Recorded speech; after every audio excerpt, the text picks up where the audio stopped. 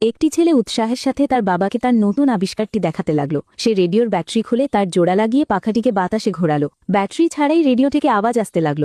বাবা অবাক হয়ে গেলেন। উইলিয়াম বোঝালো যে এটা হলো বাতাসের শক্তি। পাখা ঘুরলে বিদ্যুৎ উৎপন্ন হয়। যদি বড় পাখা লাগানো যায় তবে আরও বিদ্যুৎ তৈরি হবে, যা দিয়ে পানির পাম্প চালানো যাবে এবং ফসলের ক্ষেতে পানি দেওয়া যাবে।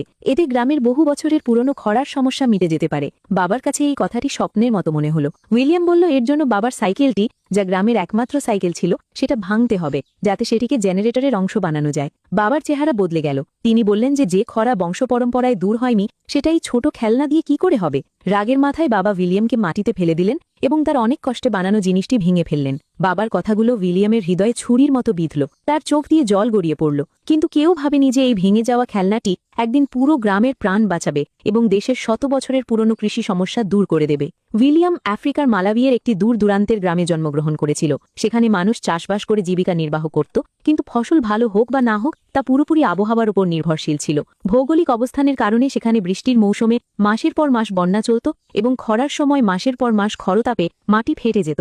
ক্ষুধা আর দারিদ্র্য ছিল মানুষের নিত্যদিনের সঙ্গী। গ্রামে বিদ্যুৎ ছিল 1%-এরও কম এবং একটি পুরনো রেডিওই ছিল বাইরের খবরের একমাত্র উৎস।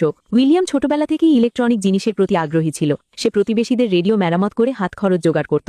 সে 5 সদস্যের একটি সুখী পরিবারে থাকত, যারা ভুট্টার চাষ করে সংসার চালাত। কিন্তু খরার কারণে ফসল কমে যাচ্ছিল। তবুও মা তার জমানো অর্থ দিয়ে উইলিয়ামের প্রথম স্কুলের ফি জমা দিলেন। উইলিয়াম খুশিতে আত্মহারা হয়ে উঠল। সে নতুন স্কুলের ইউনিফর্ম পরে বাবাকে জড়িয়ে ধরে জঙ্গলের পথ পেরিয়ে স্কুলে পৌঁছল। প্রথম দিন প্রিন্সিপাল কড়া রোদে ভাষণ দিচ্ছিলেন, তখনই মুষলধারে বৃষ্টি শুরু হলো। বৃষ্টিতে ভেজার পরে উইলিয়ামের স্কুলে যাওয়ার আগ্রহ বিন্দুমাত্র কমল না। কিন্তু ক্লাসের পরে পদার্থবিজ্ঞানের শিক্ষক তাকে ডেকে বাকি ফি জমা দিতে বললেন। যদি ফি তাড়াতাড়ি জমা না দেওয়া হয় তাহলে তাকে স্কুল থেকে বের করে দেওয়া হবে। এই খবর শুনে উইলিয়াম বিষণ্ণ হয়ে পড়ল। দারিদ্র তার স্বপ্ন কেড়ে নিচ্ছিল। কিন্তু হার না মানা উইলিয়াম প্রতি রাতে পড়াশোনা করত, এমনকি ঘরে যখন কেরোসিনের বাতিটুকুও ছিল না। খারাপ পরিস্থিতির কারণে তার প্রথম পরীক্ষায় মাত্র 62 নম্বর জুটল। নিজের পড়াশোনা উন্নত করার জন্য সে রোজ স্কুল শেষে আবর্জনার স্তূপের কাছে যেত, যাতে রাতে পড়ার জন্য কিছু খুঁজে পায়। কিন্তু সব আবর্জনা খুঁজেও সে মাত্র একটি পুরনো পানির পাম্প আর একটি নষ্ট ব্যাটারি পেল। সে জানত না যে এই দুটি জিনিসই পুরো গ্রামের আশার আলো হয়ে উঠবে। যখন উইলিয়াম আর তার বন্ধু আবর্জনার স্তূপ থেকে ফিরছিল,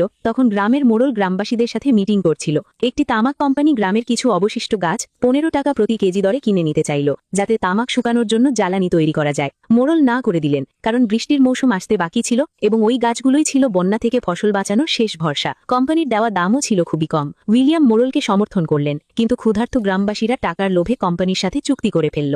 আকাশে মেঘ জমেছিল আর মেঘের গর্জন জানান দিচ্ছিল যে বৃষ্টি আসতে চলেছে। কিন্তু তামাক কোম্পানির মেশিনগুলো জঙ্গলে গাছ কাটতে শুরু করল। গাছগুলো একে একে পড়ে যাচ্ছিল এবং এখন বন্যা ঠেকানোর কেউ ছিল না। উইলিয়াম শুধু এই দৃশ্য দেখছিল। রাতে উইলিয়াম তার বাবার কাছে ফিয়ের ব্যাপারে কথা বলল। বাবা বললেন যে ফসল বিক্রি হওয়ার পরেই টাকা পাওয়া যাবে। উইলিয়ামের সব আশা নিরাশায় পর্যবসিত হল। মনের চাপ কমানোর জন্য সে তার বন্ধুদের সাথে গ্রামের ছোট একটি সিনেমা হলে ফুটবল খেলা শুনতে গেল। কিন্তু তখনই রেডিওর ব্যাটারি শেষ হয়ে গেল। সবাই উইলিয়ামের দিকে তাকালো। তার কাছে এটা সহজ ছিল। সে বৃষ্টিতে ভিজে বাড়ি দৌড়ে গেল, নিজের জমানো পুরনো ব্যাটারিটি বের করল এবং দৌড়ে আবার ফিরে এলো। কিছুক্ষণই সে রেডিও চালু করে দিল।